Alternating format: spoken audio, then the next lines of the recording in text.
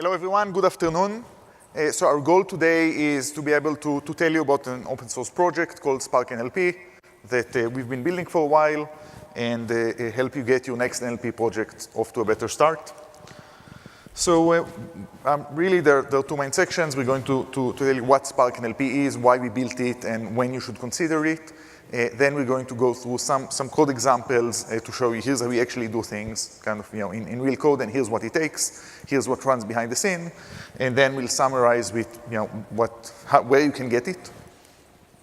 So Spark NLP started as an open source project really just under 2 years ago. Really with our experience working for several years with other natural language processing libraries.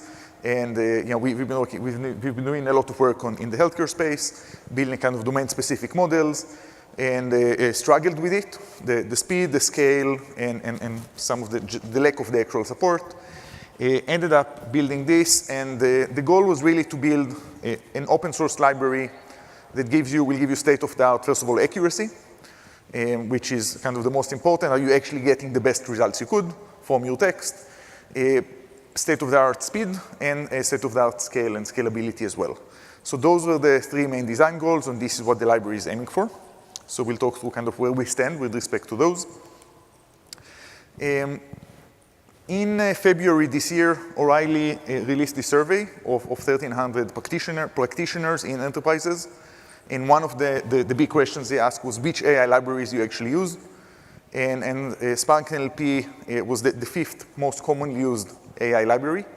So basically after TensorFlow, Scikit-learn, Keras, and PyTorch, this was the next library that people use at 16% of enterprises. And by far, it's the most popular library for natural language processing and natural language understanding, which we've been very happy with. I mean, this was only 18 months after we've actually first released the library. So what it goes to show is first of all, there's a huge need, right? And people need the functionality. Whether we support Python, we support the Java and the Scala ecosystems. People need this really whether they are on Spark or not. Because what you need is, some people want really the speed and the scale. In most cases, you don't start with a lot of data. Okay, so text, it's not like image or videos. Like usually you're not going to have petabytes. There are quite many problems you can work on a single machine in memory. Then really what you worry about is to some extent speed, but mostly it's the accuracy. Because the other thing that happened with NLP in the past few years is really deep learning. Right? So now what's happening is that for a majority of the NLP tasks and algorithms, there are new state-of-the-art algorithms. So you can get much better accuracy if you've actually read the papers and implemented papers from the last year or last couple of years. After a decade, it was more stable. So three things that we care about. The first and most important one is accuracy.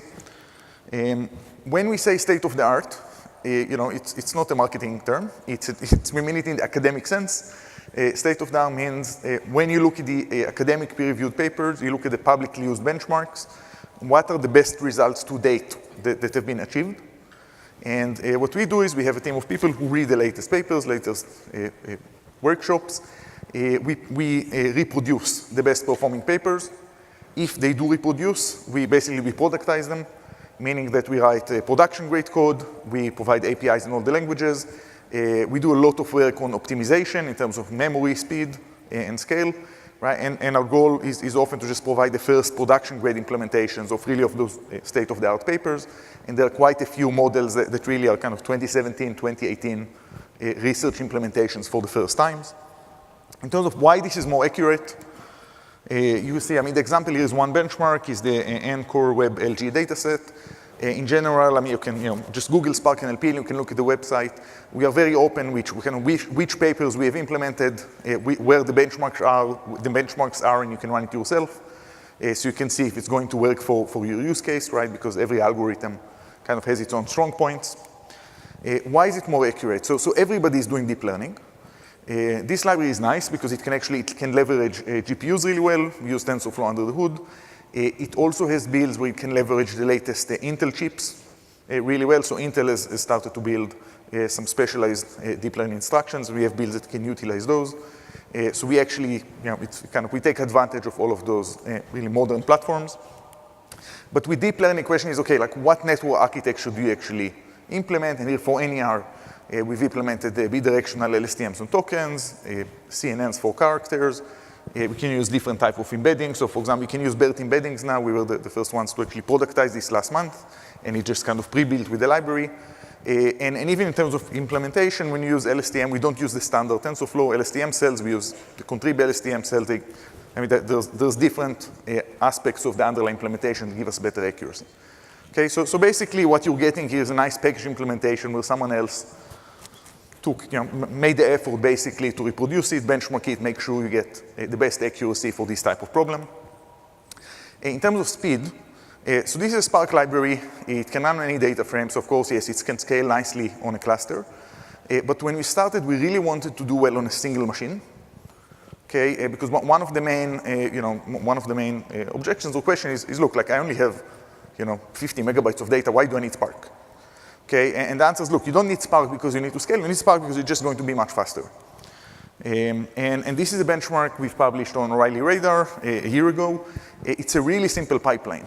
It takes text, it splits it into sentences, it does tokenization, and then it does part of speech. And we saw that the training really on a really simple machine, Intel i5 machine, 4 cores, 16 gigabyte memory, it was 80 times faster than what it would take to train this model with Spacey. Okay, and Spacey, if you know, basically it's a Python implementation, right? So implemented in C. It can use 4 cores on a single machine. But the reason it's faster is because, first of all, if you're familiar with the Spark ecosystem, a lot of work was done within the Spark ecosystem to run well and efficiently within a single machine. So Spark nowadays, it manages its own memory, right? It has its own allocation. It does its own garbage collection. If a Java string has a minimum of 48 bytes, because that's how Java was defined in the 90s, that's no longer the case. A lot of optimizations are on even, looking into L1, L2, L3 caches, using really modern chips and memory architectures in a better way. And we've done a lot of work ourselves and with Databricks to make sure that happens. We avoid copying strings in memory. Okay, so if you use, NLP, even Stanford NLP, one of the things you have to do, actually take the string and copy it in memory, just so that your algorithm can actually work on it. We work directly on data frames. Okay, so that's a big difference from profiling work with other libraries where most of the work is just copying strings in memory back and forth, right? Even if your NLP algorithm is highly efficient. A lot of work on, just really a lot of software engineering work on profiling, optimizing, integrating Spark and TensorFlow well under the hood. And another thing we've optimized both for training and inference. Because what we've seen from our experience, when you have a real-world NLP problem, in the vast majority of cases, you will need to train your own domain-specific models. Okay, so you cannot use a pre-trained general NER model to extract facts from radiology reports or legal transcripts or SEC filings. Usually, we need to label and train those domain-specific models. So we really want to make sure we optimize for the most commercially common use case. In terms of scalability, it's really simple. Every Spark NLP pipeline is a Spark ML pipeline.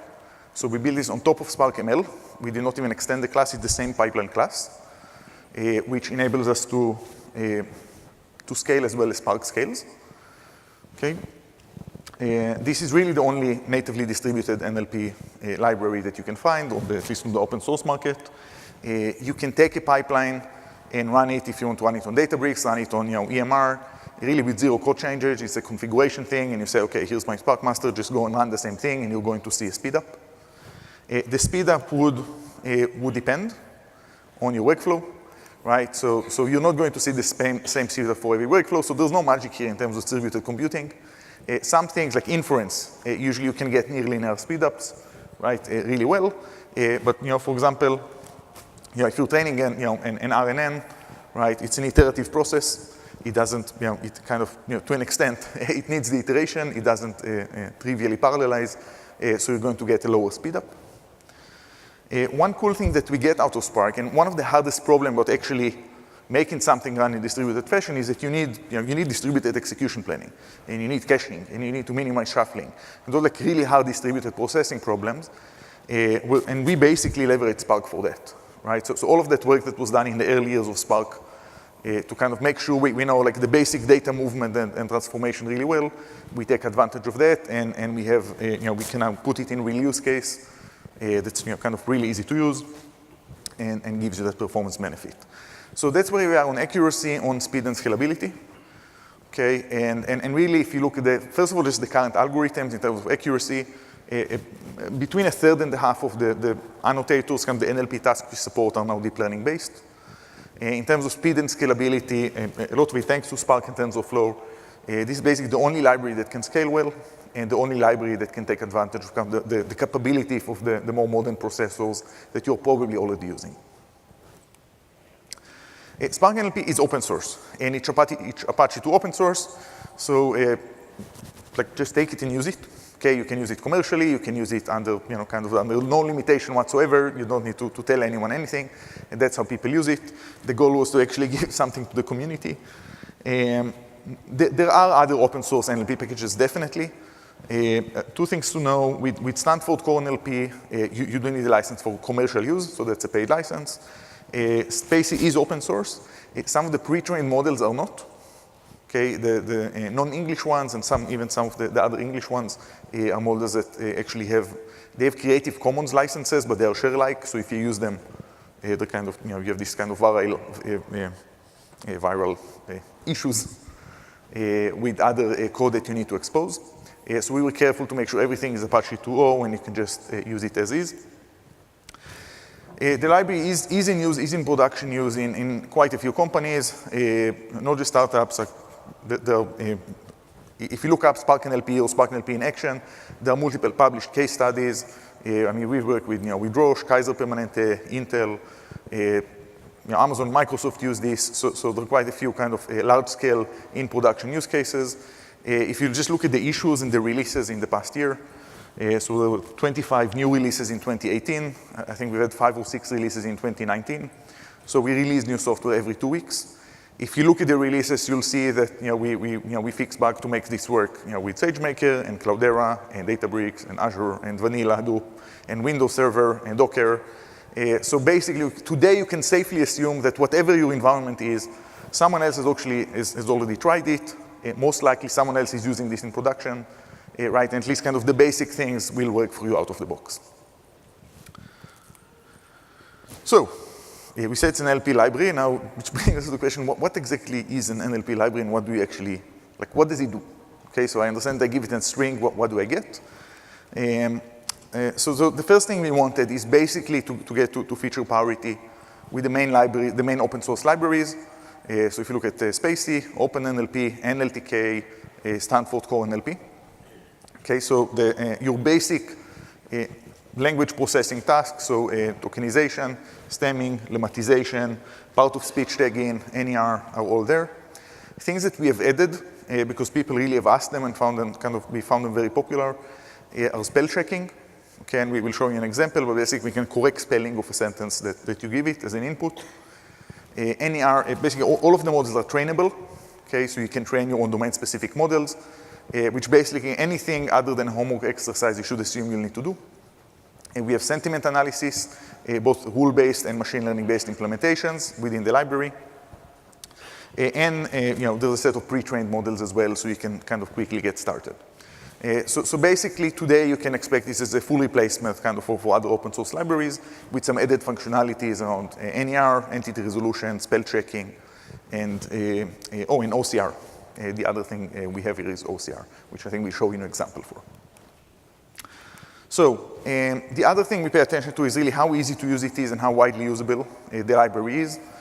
So there are full APIs for Python, for Java, and for Scala, and people definitely use them for all three. So when we break them in a release, we know because people tell us immediately and we fix it. But kind of you should have no issues in terms of both API availability as well as kind of just kind of the simplicity and how much we put into it. You'll have support for those 3 languages. And of course, on top of it, obviously we support Spark natively, right? This runs as part of a Spark cluster. So whichever cloud on-premise deployment of Spark this can run there. Right, I mean, it's just a library, it's not as a service thing, it's not a separate service, right? You can just run it on your existing Spark cluster. And this allows you to take advantage right, of any data locality, caching, or other pipelines that you're running within the same cluster. And of course, we've done work to make sure that if the data that you're actually analyzing is sitting on Hadoop or sitting on S3, right, or HDFS in general, it actually works well in terms of data locality, in terms of shuffling, right? So those are use cases that people have already used. One last important thing to know about just how the library is built. So as Alex will show you in a couple of minutes, to use the library, you don't actually have to know Spark, and you don't actually have to know TensorFlow. So you can use them completely under the hood, just give me the benefit of accuracy and speed. Like, I don't actually need to know more. So we have that mode where we have pre-bit pipelines. If you want to define your own custom neural network graphs, or if you want to look at Spark internals and configure, optimize the execution, all of that is open. You can do that. But one thing really we haven't touched is the pipeline. So the library is built as a native extension on Spark ML. So basically similar to the way Transmogrify from Salesforce works, similar to the way BigDL from Intel works, right? So it's this is the NLP library for Apache Spark, so we made it a native extension of Spark ML. So we reuse the Spark ML pipeline class. What it means that just in terms of just day-to-day productivity, you can unify your machine learning and NLP pipeline. Okay, and this is really useful in practice because usually when you have an NLP problem, usually what it means is that you have text. So let's say you OCR documents, and let's say you extract, if it's clinical record, you extract procedures and findings and drugs and symptoms. And usually you use those as features for another classifier, right? Because now you're trying to classify patients at risk, or you're trying to build a recommender, or you're trying to do a ranking, right, of similarity to say to match people to clinical trials, or what have you. But usually your NLP results are features for another machine learning problem. And then what's nice is if you can actually unify it into one pipeline, and you can come and say, I have one Spark pipeline where I load the data, I do my NLP tasks, I do other feature engineering, I train a model, and then I do cross-validation or hyperparameter optimization. That entire pipeline you can send to Spark once, and it does the execution planning at once. So basically, the more complex your pipeline, the better performance boost you're going to see in terms of optimization. The other thing, pipelines are serializable. Okay, you can save them as one. So just in terms of reproducibility, and really just in terms of how clean your code is, and how easy it is to experiment, it becomes much easier to do. Another thing that this enables us to do is to reuse the few things that Spark ML already have with respect to NLP. So Spark ML comes with TF-IDF, so we just use that. Spark ML already comes with string distance calculation, with stop word removal. So all of those features that were there, we just did not need to have to re-implement them. It's just another step that you can add in a pipeline. Okay, and because we use basically the same pipeline, it's completely seamless, right? When you write a pipeline, you don't even see what came from which library. Any questions so far? Okay, so I'll hand off to Alex to show you some, how we actually use the library and how the code looks like.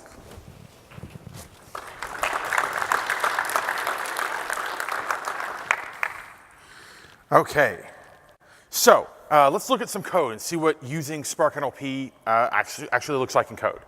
So here we see a nice import statement.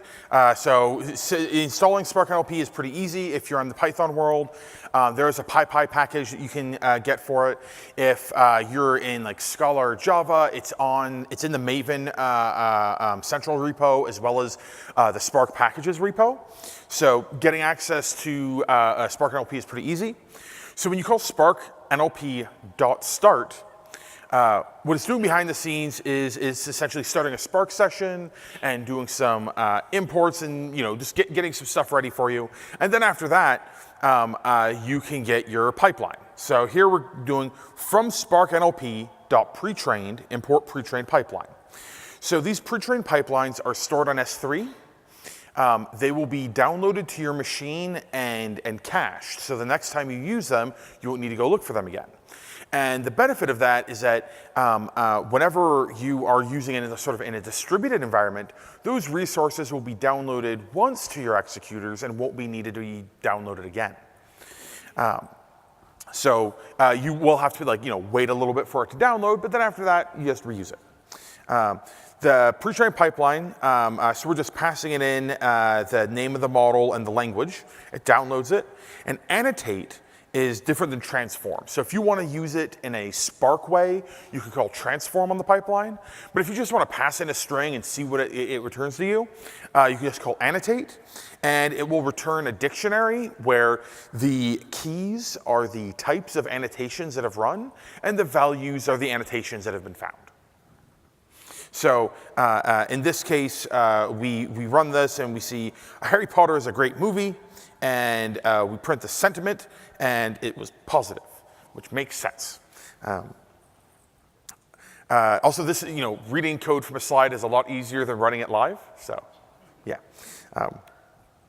Okay, so another important thing is, anyone who's worked with like real data, not like a nice, curated academic data set, but like real data from users, know that users just put in hot garbage into free text fields.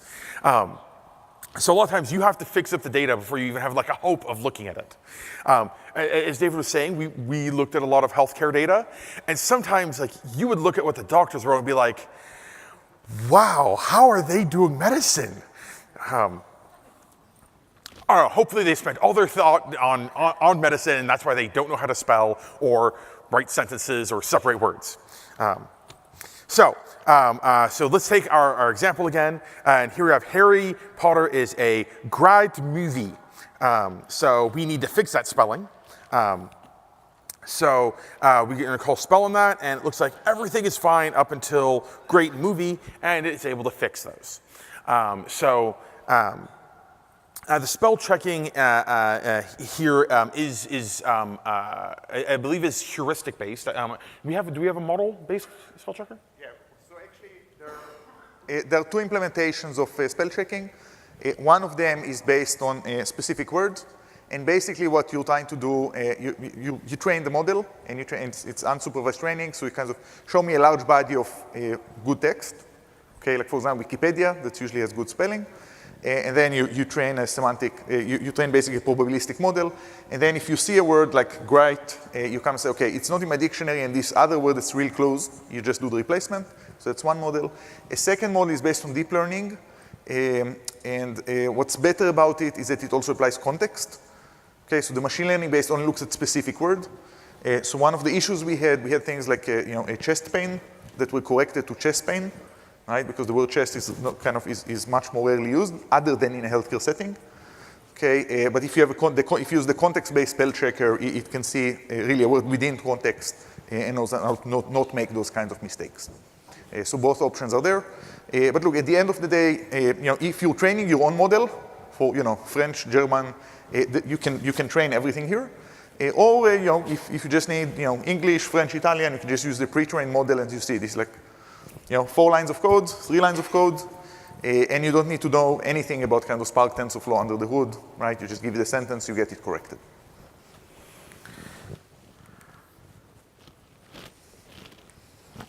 Okay, and another important component is named entity recognition.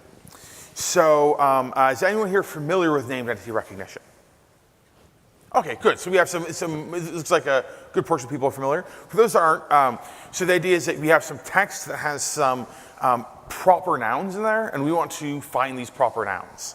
The thing is that in order to build models to do that, you use the context around the words, and depending on what type of proper noun it is, the hints will probably be different. So that's why you generally see named entity recognition models for persons, for locations, for businesses, because the hints that will tell you what kind of named entity it is that it's a named entity will be different depending on the type. Here we see we have Harry Potter's a great movie, and we see this weird thing, I per, and then a bunch of O's. So the way you do named entity recognition is that you kind of turn it into a classification problem. So I go through and I look at each one of these tokens and I say, is Harry Potter inside a named entity segment of the text? Yes. Potter? Yes. Is? No. A? No. Great? No. Movie? No. So If you're inside one, you can use I and then the type. That way you can build a classifier for the different types, or a multi-class classifier for all of them. And then if it's outside of any named entity, you just have O there. There are variations on this way of labeling. Sometimes you'll see the first one will be marked with a B for beginning, and there's other ones where it's there's other more complicated ones, but this one is probably the most straightforward. And if you are looking on a different data set that a model's trained on, you should definitely consider building your own named entity recognizer model. Because if, let's say, I were to take one that was built on IMDb data for movies and then try and use it on clinical data, it's not going to work very well, because all the syntactic clues that a named entity is about to start are going to be different in clinical text versus in movie reviews or movie descriptions. Okay, so under the hood, so all these things are running. What's actually going on for us? So we call Spark NLP.start. We get the Spark session if there isn't one, and we return a reference to that. So if you want to do stuff with your Spark session, you can do that. So we call pre-trained pipeline. I mentioned this a bit before. It loads the English version. It's going to depend on the name that you pass in. It loads the model. So in this example, we passed in recognize entities BERT. The pre-trained models and the embeddings it depends on. So all the different resources are downloaded and cached. And when you call that, they get loaded into memory. So if you were to shut down your program and restart it, the cache isn't cleaned up. It stays there, so that if you start another program, you don't need to download again. So these are stored locally or distributed if it's in a cluster. So TensorFlow is initialized. Excuse me. TensorFlow is initialized within the same JVM process that returns Spark. So that way we don't need to worry about, it's not. That way we can make sure that we're running everything behind the scenes, and you don't need to sort of coordinate what's running TensorFlow and what's running Spark. Our stuff is taking care of that for you. So then we call annotate. So remember, this is the one that's not running on a data frame. So it's going to call the NLP inference pipeline. And so it's going to basically run through each one of the stages. Of course, if you're doing this on a data frame, what it's going to do is it's going to create a bunch of stages that will be executed the next time you pull a value from the data frame. Normal Spark stuff. For the NER stage, this is one that was built with TensorFlow. It's going to be running that model on the executors.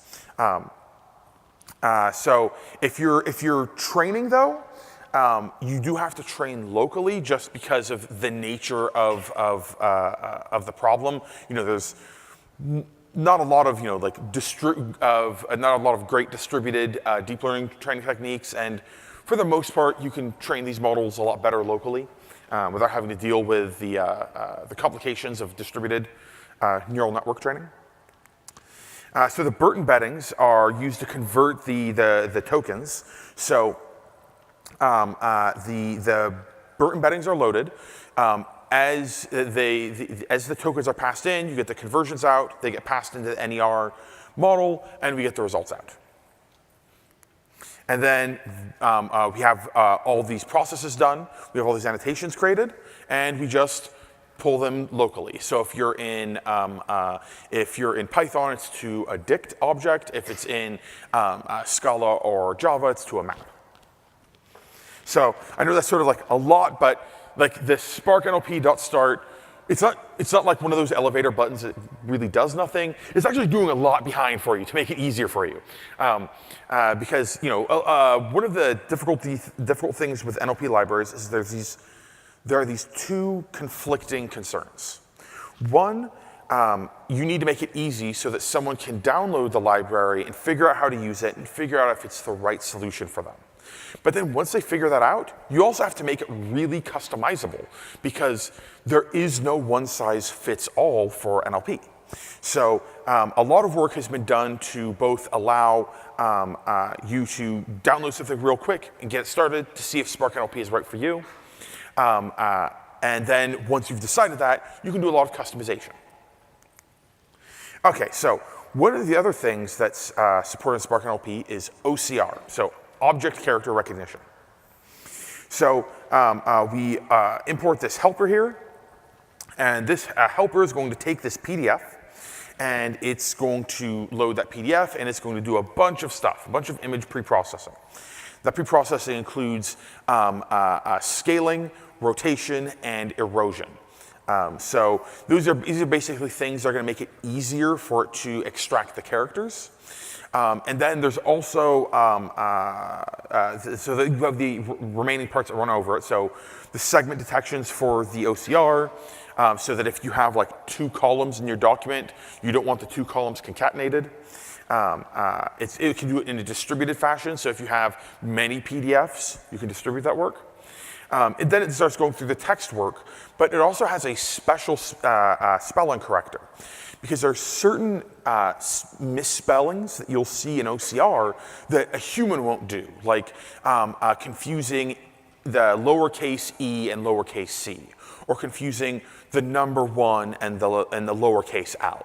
Those are mistakes that a human doesn't make, but OCR definitely does make. So this is like a depiction of the menagerie that Spark NLP has available. So we have the OCR that we just talked about, named entity recognition, spelling correction. We have sentiment analysis. We have all these core things in there. 3 types of pipelines. The Spark-based one, the light one, which is good for running locally, and the recursive one, which don't really have time to get into here. And because all this is running in Spark ML, as soon as you're done with your Spark NLP processing, you can just turn that into a normal data frame and use the normal Spark ML stages. So there's work with TensorFlow. There are pre-built graphs that we've trained, and you can also incorporate your own. So if you want to get started, go to the website. Lots of cool documentation there. Join the Slack. People are generally pretty responsive on the Slack. If you want, go look at the repo. All the code is up there. And we do this tutorial at some conferences, and it has like a Docker container and some notebooks you can run through, and you can just go get that Docker container and run through the examples on your own, and determine if Spark NLP is right for you. Thank you.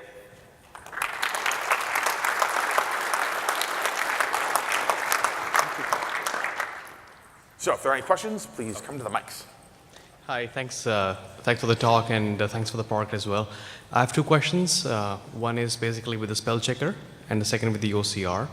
The spell checker, you mentioned that it finds the closest word to what it is. Does it also give you sometimes a probability if there's more than 1 word, so like 2 or 3 words perhaps could be a match? Would it tell you like, okay, here are the words ranked, which it thinks to be the most probable, or it just takes the highest probability and gives you that as a choice? Well, it will return the highest probability one because it's trying to make a singular suggestion. So I guess like the difficulty is that if we did return multiple, then the downstream processes would all have to be aware of that change. And that's sort of like one of the blessings and the curses of an annotation library versus just like a raw functionality library like NLTK. Is annotation library, you can leverage a lot of previous work more efficiently, but that also means everything needs to know about each other. Right. So yeah, that's why it only does one recommendation. And for the OCR, a PDF file could have like multiple pages. So could you actually index by page? Like, does it give you the result by page? Like, for example, if I want to index only the 10th page, for example, would it give me the OCR for the 10th page? Would it know that? Yeah, that we can do. Yeah. Do you want to answer that? Yes. So we had the OCR helper, and we just the 1-line example. Just take the PDF and give me a data frame. There's actually quite a few properties which you can configure. So you can do like pages, how many columns, default fonts. There are lots of defaults you can play with. Okay, thank you. Hi. Hey. So this is a bit more healthcare specific. So I guess, have you guys looked at integrating this with MLS dictionaries? The reason I ask is currently we use CTEX on Spark, but we had to go in and do a lot of modification. Now what I saw over here is this does 80% of what we do except the annotation, so I was just curious. Yes. So we've actually started this by going through the same pain you went. We tried CTExt, we tried UMA, we tried Gate, we tried all of them. So the answer is yes, we've done this. But actually I would say, all we spoke about is the open source piece. Basically the way we monetize this, we have Spark NLP for healthcare and Spark NLP for finance, where we have kind of specific extension and also pre-trained models and graphs for those domains. So I can tell you, if you're looking really for kind of state-of-the-art clinical NLP, and the most recent implementations of deep learning algorithms for medical NLP, so that's how we do that, yes. Thank you. Yeah, but healthcare is a huge use case for us. Yep. Oh, I had a quick question about the spell checker. So for training, and what if you don't have like 100% clean data set to train on, and you have errors in your training data? So how would it work? Yes. Yeah. So look, there is no large data set that has no spelling mistakes, right? So basically the way spell checking works is you tell the algorithm, look, give me a large body of text that's okay, right? And I'm going to find things that are exceptional, okay? If you give it many thousands of books, right, and millions of pages, it's probably good training data, right? Even though millions of books would probably have thousands of spelling mistakes, right? Even if they go through editing, then you should do that. So let's say in general, just pick training data that's been professionally edited, right? Like books, academic papers, Wikipedia. Okay, don't pick social media because then you're just exactly. It's funny. But that's all. Yeah, but the algorithm is like no algorithm assumes perfect data because that just does not exist. Okay, all right. Yeah. Hi, I had two questions. One, can we get those slides? And then I was wondering how the topic modeling compares to something like Mallet, because like Mallet. Yeah. I saw the John Snow Labs. Yep. It mentioned Mallet as something that you guys were used to using, but I don't know if you were using it in that or how it compares in performance. Do you want to answer? Yeah, sure. So Mallet is, of course, like another sort of distributed library, but my understanding is that it focuses on a little bit more of a narrow role, narrow set of functions, whereas Spark NLP is more of like a general annotation framework, and then there are annotators built into it. But just for topic modeling, though? So I don't. So what we do with topic modeling, basically, Spark ML has LDA, distributed LDA. So when we do topic modeling, we actually, if you look at the workshop, the Docker container, the public Docker, it has a topic modeling example where we take text, we annotate it, and then we use the Spark ML LDA. So you can see kind of how the code looks like. So it's saying there, LDA is LDA, it's distributed LDA. In terms of performance, I don't have benchmarks, you should just try it. Where you do get performance accuracy improvements is because basically sentence boundary detection is better. You can do lemmatization, you can do spell checking, right? So your topics are just going to be cleaner when you get to the algorithm, accuracy-wise. Thank you. And slides to all sessions will be available by May 9th or 10th. You should be getting email. Yeah, so we email the slide to the conference. I don't know what they do with them. But in general, we're findable on LinkedIn or, just message us and we'll send you the slides. They're public. For your NER model, can you give a feel for what kind of entity types do you support?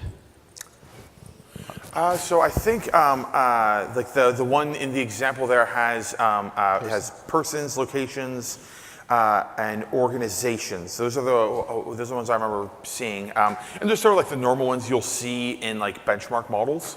I know the proprietary ones built for medical stuff have like medical stuff as well, like pharmaceuticals and conditions. But yeah. So that's very limited. So I'm wondering, how hard is it to add my own ones, and if I want to go up to like 50 or 100 different entities, would I run into any problems? So yes, that's a great question. So first of all, NER, it's trainable, because I agree with you. For most real problems, you need to train because you have your own entities. So yeah, what we have public is basically what everyone does publicly, which is people, locations, places. For clinical, there are the standard ones.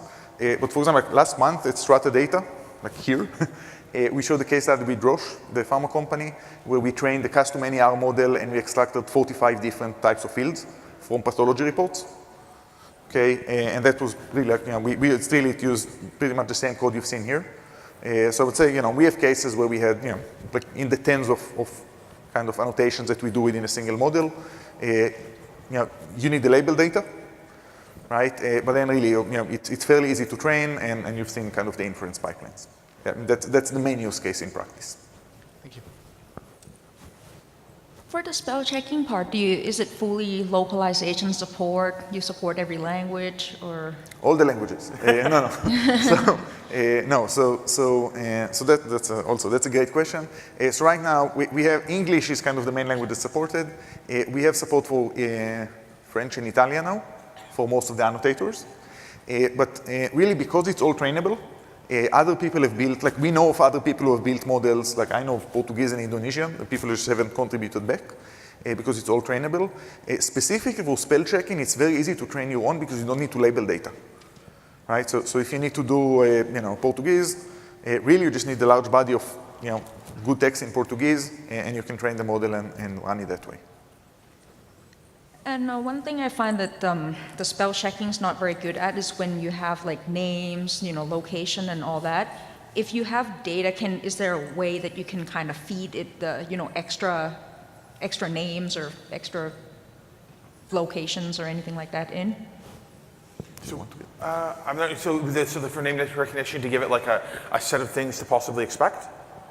Well, yeah, like say your spell checker may not recognize some of the names that we use internally or something like that. And say if I have a set of names that I want to feed extra, and then we already know that these names are marked to whatever. Like, is there a way to pass in extra parameters to the spell checker so that it would? I'm not sure if we have that right now. It's a great idea. Yeah. Okay, thank you. Yep. Hi, I have a quick question about the sentiment detection. So this might have been something that I missed, but when you give it a big article that talks about multiple topics, names, people, whatever, does it spit out a sentiment for all of those topics, or do you have to pass in a phrase and say, hey, is it positive or negative in terms of this phrase? So sentiment analysis works on text, and you can paste a sentence, you can paste a paragraph, or you can paste a longer one. Sentiment analysis, gets a string and gets you a result. So it's up to you if you can pass documents, you can pass sentences, you can pass chunks. So let's say it talks about Harry Potter and Hermione. Will it say sentiments for both of those things, or like what is the output of the sentiment analysis, I guess? No, it's the sentiment of the sentence. Just sentiment of the sentence. Okay, and is it like a confidence-based value, or just a classification, positive, negative? Oh, that's a great question. So some of the models give you confidence values. I think sentiment does. Now we're putting it also in NER. Because that's the request we're getting. So I would say a handful of the annotators give you confidence value, some don't. It depends on what we implemented to date. Okay, sounds good. Thank you. Sure. Can you take the question offline? We need to close the session. Thanks. Thank you. Good luck.